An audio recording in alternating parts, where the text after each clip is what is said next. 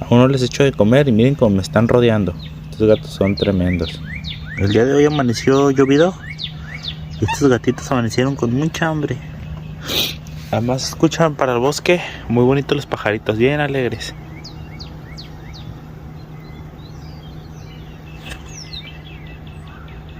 ¿Los alcanzan a escuchar? Ay. Muy bonito.